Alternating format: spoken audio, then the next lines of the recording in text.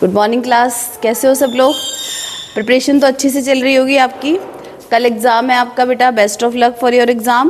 कुछ चीज़ें मैं आपको बताना चाह रही हूँ कि ध्यान रखिए, हमारे पास 20 क्वेश्चंस MCQs आते हैं, ठीक है। ये क्वेश्चन शॉर्ट नहीं होते हैं, सॉल्व करे बिना तो हम इनका आंसर दे नहीं सकते। मैथ्स है, हर एक क्वेश्चन को हमें सॉल्व करना है। अब ये जो क्वेश्चंस हैं 20 क्वेश्चंस, ये हमारे बहुत ज़्यादा टाइम कंज्यूमिंग होते हैं। तो सबसे पहली चीज़ जो आपको याद रखनी है, तो ये 20 क्वेश्चंस जो है वो आप लास्ट में करेंगे, ठीक है। बिल्कुल इन द एंड ये 20 क्वेश्चन जो आपका टाइम वेस्ट करेंगे, वेस्ट नहीं कह सकते हम, लेकिन ये टाइम बहुत ज़्यादा लेते हैं। तो इन 20 क्वेश्चन को सबसे लास्ट में करें। सबसे पहले 2 मार्कर्स क्वेश्चंस करिए, इसके बाद 3 मार्कर्स क्वेश्चंस, देन 5। इसके बाद जब 5 मार्क्स के हो जाएं फिर MCQ लीजिएगा और केस स्टडी सबसे लास्ट में, ठीक है बेटा। केस स्टडी में थोड़ा ज़्यादा सोचना होता है, तो केस स्टडी को आप लास्ट में ले सकते हैं। इफ़ कोई केस स्टडी आपको लगता है कि बड़ी आसान है और मुझे क्लियर हो गई है, तो आप उसे पहले भी ले सकते हैं।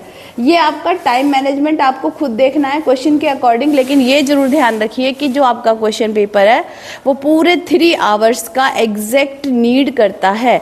यानी अगर आपने कुछ भी टाइम वेस्ट किया तो आपका पेपर छूटेगा, ठीक है। इसके बाद कुछ चीज़ें मैं आपको बताऊं, जैसे कि चैप्टर आपका आता है चैप्टर 5 डिफरेंशिएशन के बाद। डिफरेंशिएशन पर बहुत ज़्यादा फोकस करने की ज़रूरत नहीं है, बहुत सारे क्वेश्चंस उसमें से नहीं आते हैं, ठीक। इसके बाद आता है application of derivative. Application of derivative अच्छा क्वेश्चन है, डिफरेंशिएशन से ज़्यादा marks application of derivative consist करता है। एप्लीकेशन ऑफ डेरिवेटिव में सबसे पहले increasing decreasing function, increasing decreasing functions 2 marks में एक क्वेश्चन कंपलसरी आएगा। इसमें इंटरवल फाइंड करवाता है बेटा, ठीक है।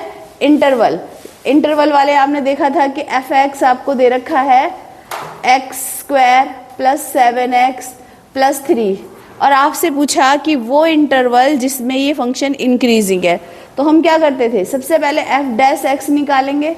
ये आया आपका 2x + 7, देन इसको इक्वेट करेंगे 0 से, और उससे हम वैल्यू ऑफ x निकाल लेंगे। वैल्यू ऑफ x हमारी कितनी आ रही है, -7/2।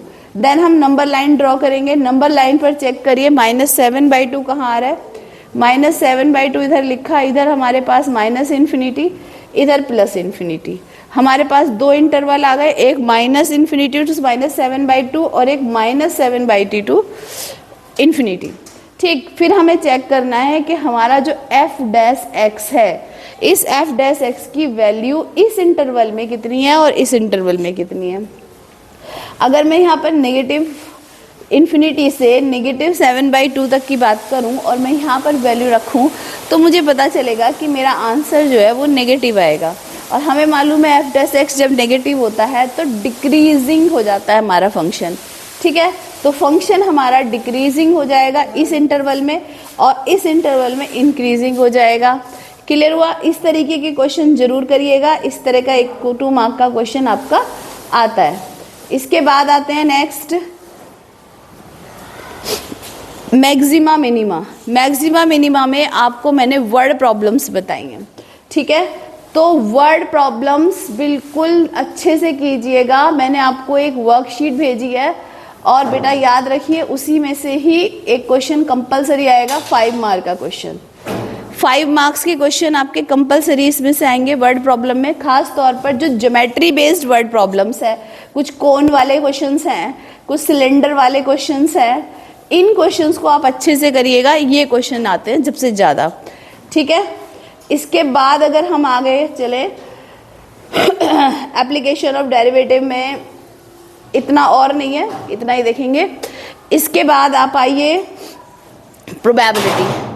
प्रोबेबिलिटी में बेटा सबसे पहले आपको बेस थ्योरम अच्छे से आनी चाहिए। बेस थ्योरम के क्वेश्चंस करिए। इसके बाद आपका क्या कहते हैं, probability of E/F, conditional probability, ठीक। कंडीशनल प्रोबेबिलिटी, इंडिपेंडेंट इवेंट्स, ये आपका अच्छे से कंप्लीट करिए, क्योंकि इस पर क्वेश्चन आपका कंपलसरी आता है, आएगा ही। इंटीग्रेशन के अंदर आपके 2 पार्ट है, एक डेफिनेट इंटीग्रेशन और एक इनडेफिनेट इंटीग्रेशन, ठीक है।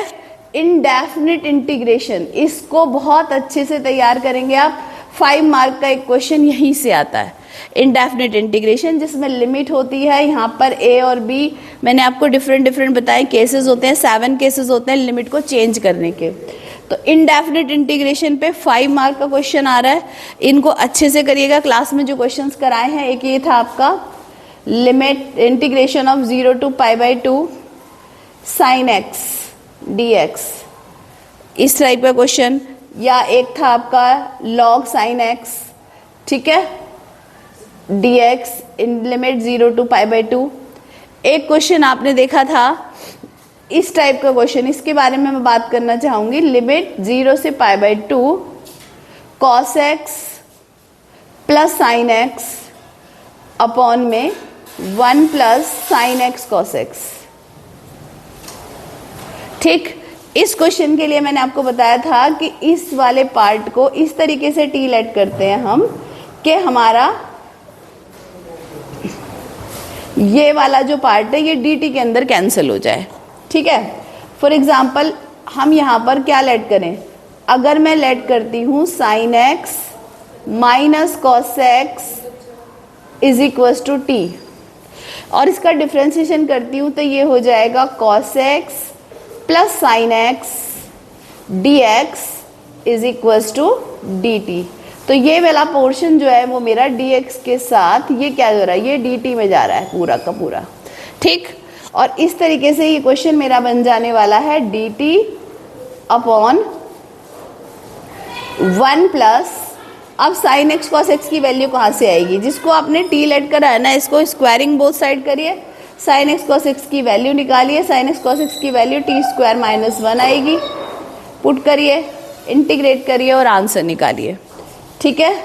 इस तरीके के क्वेश्चंस पे बहुत फोकस करेंगे आप लोग। इसके बाद आप चैप्टर फर्स्ट से बहुत ज़्यादा टेंस होने की ज़रूरत नहीं है। इन्वर्स ट्रिग्नोमेट्री 2 मार्क्स का एक क्वेश्चन आता है, अब लास्ट प्रिपरेशन पे उसे देखने की इतनी कोई खास नीड नहीं है, जितना आपने कर लिया है बेस्ट है। डिटर्मिनेंट एंड मैट्रिक्स 5 मार्क्स के क्वेश्चन, जिसमें आपको इक्वेशन सॉल्व करनी है, बार बार प्रैक्टिस करिए, गलतियाँ करते हो और इजी क्वेश्चन है, बड़े आराम से आप अटैम्प्ट कर सकते हो, ठीक है। इन पर फोकस करिए, बाकी बेस्ट ऑफ लक।